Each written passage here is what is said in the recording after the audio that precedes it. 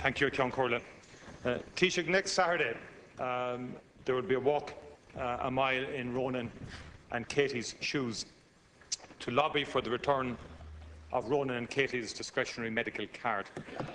Now, Katie is a 5-year-old girl with Down syndrome and many other complications, including asthma and juvenile arthritis, to mention just a few. Her card was granted based on her medical condition. Nothing has changed since she was granted that medical card, except things have got a little worse. Yet her card has been taken from her.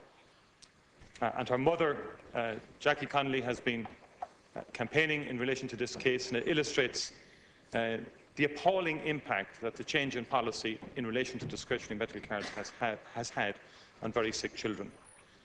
Ronan Woodhouse is a 13-year-old Down syndrome child with Down syndrome with 13 associated illnesses.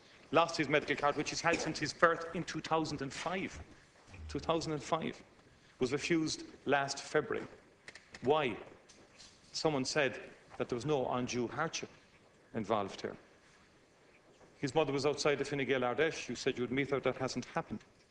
And she still hasn't got her medical card. And the denials go on, Taoiseach.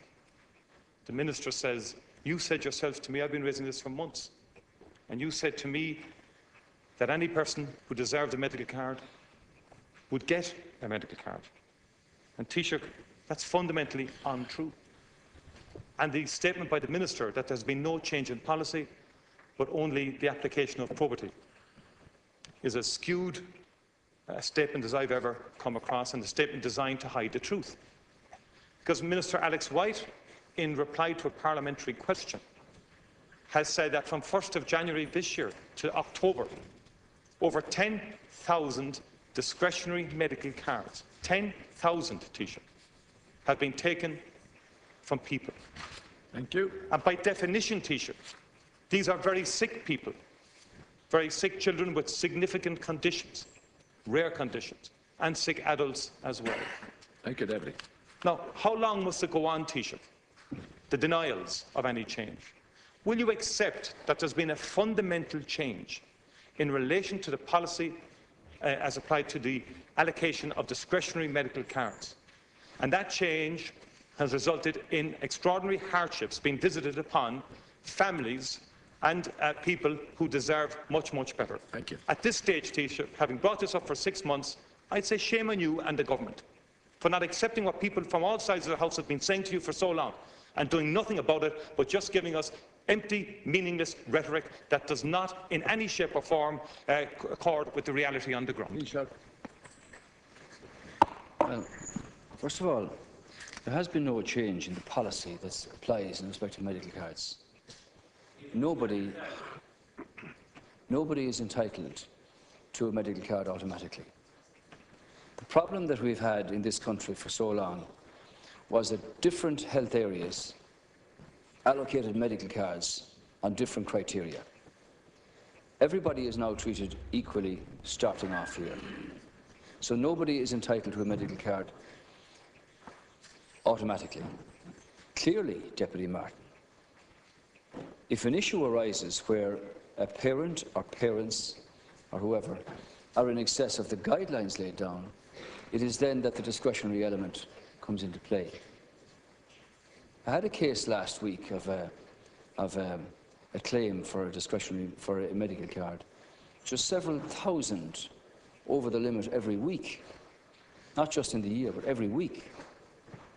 Now, I've had a number of sensitive cases myself in the last month, and I'm glad to say that numbers of those were cleared on the basis of the discretion being applied in respect to the applicant because of the nature of the medical problems that they had. Now, you mentioned Ronan and Katie.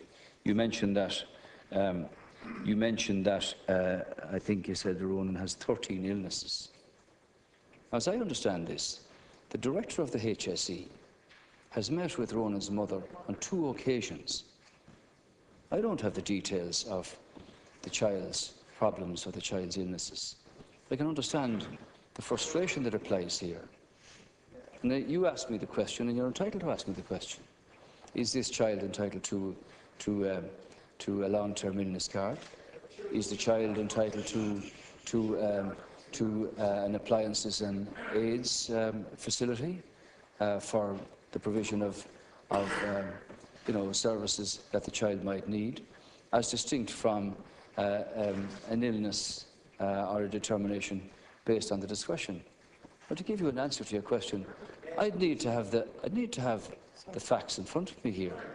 It could be, I can certainly sympathise with the mother involved here in respect of Ronan or Katie, and when you mentioned the political gathering that the Fine Gael party had down in Limerick, nobody told me that the person involved wanted to meet me, and I spoke to several people on the way in there, and that's not the issue. The issue is you were right to ask a question here about 2 children and a walk that's taking place in respect of their discretionary medical card. All I'm saying to you is that there is no change in the policy. Nobody is entitled to a medical card automatically. Issues like income and discretion come in after that, Deputy Martin. Now, because of all the cases that were brought to light here, I called the HSE to the Cabinet Subcommittee. They put together a communications system of dealing with sensitive cases. You may laugh, Deputy Fáil, you may laugh. But I was getting a little bit sick and tired, I have to say, of information floating around without reality. But you sit down and deal with each individual case. I don't speak for the director of the HSE, but he did sit down with this mother on 2 occasions. Whether they discussed the details of this case or the circumstances of little Ronan or what, I don't have that information here, but I'll find out for you. So all I want to say to you is that there's no change in the policy here. I can give you the figures. I can give you the figures of the discretionary cards that were allocated this year.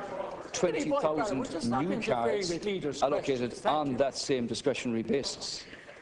So you're perfectly entitled to ask the question, Deputy Martin.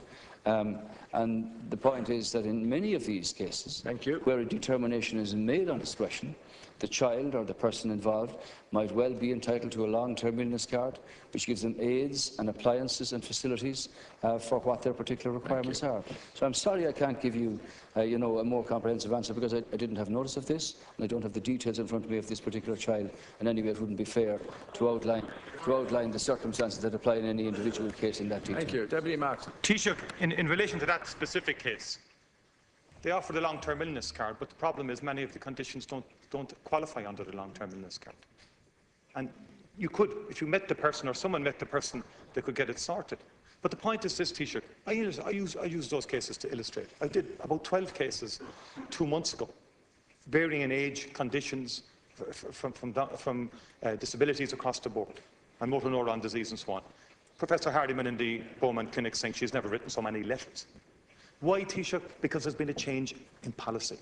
And my people are absolutely incredible. I just can't understand you getting up here every day saying there hasn't been a change in policy. Because since 1970 Health Act, undue hardship is there, which gave the legislative framework to give people with particular conditions, with illnesses, medical cards. And by the way, Taoiseach, it represents only 0.3% of the entire medical card allocation.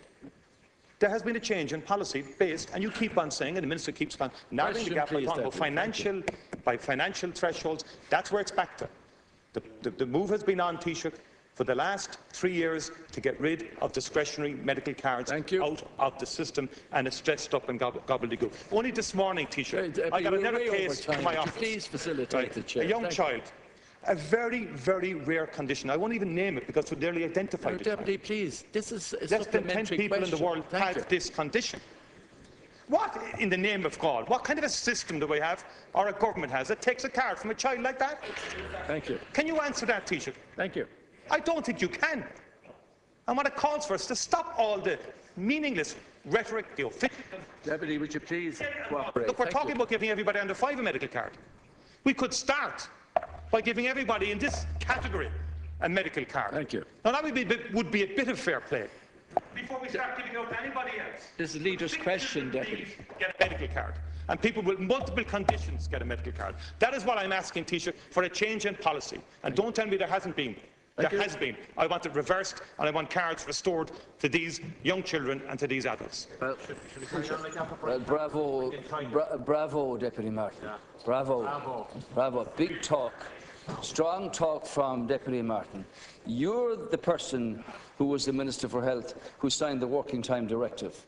You're the person who said you'd have it sorted out by 2004. 10 years on, it's another mess that we're left to clean up with. And the European Commission decided to bring the country before the court as a result of your gross incompetence and neglect of your business at the time. Now, I refute your charge, Deputy Martin. I refute your charge with the medical cards. I do not have the medical information available to me, and if I did, I probably wouldn't understand all the implications of the medical requirements. But my understanding is that the long-term illness card granted to the child that you mentioned does deal with the illnesses that the child has, unfortunately. Now, that's my information. You have different information, and neither of the two of us are competent to make that judgment on medical grounds, though you might pretend to be. I would say this to you, Deputy Martin.